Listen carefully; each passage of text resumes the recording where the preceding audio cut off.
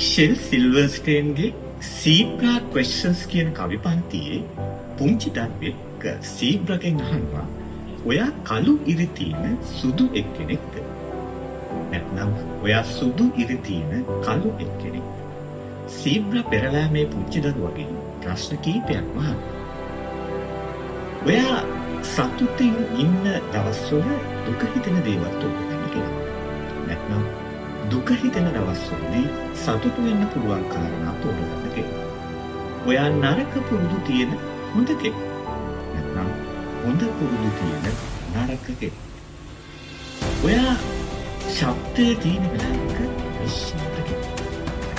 ඔයා නිශ්ශබ්ද වෙලාවක ශබ්ද කෙනෙක්. මෙහෙම ප්‍රශ්න ගණනාවක් මහා සීබ්‍රා අවසන් වෙනවා on and me with.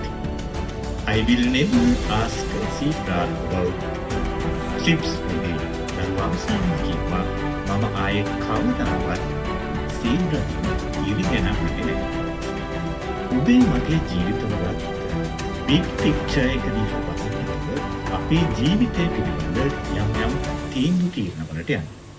හැබැයි අපිට තියෙන දේවල් ගොඩාක් අතරේ නැති දේවල් එකක් දෙකක් නිසා අපි පසුතැවිලි වෙලා සතුට කියන එක යම් දුරකට කල් දාන්න උත්සාහ කරනවා. ඉතින් ජීවිතය කියන්නේ සර්ව සම්පූර්ණ වෙනකන් ඉඳලා සතුටින් ඉන්න ඕනේ කියන මතය තියාගෙන ඉන්න පුළුවන් දෙයක් නෙවෙයි. මොකද ඔබවත් මමවත් අපි කිසිම කෙනෙක් දන්නේ නැහැ අපේ ජීවිතවල කොයිතරම් කාලයක් අපිට ඉතිරි වෙලා තියෙනවද කියලා. ඒ නිසා තියෙන දේවල් වලින් සතුටු වෙන්න, නැති දේවල් පිළිබඳ දුක් වෙලා පසුතැවිලා ජීවිතේ සතුටින් ඉන්න කියන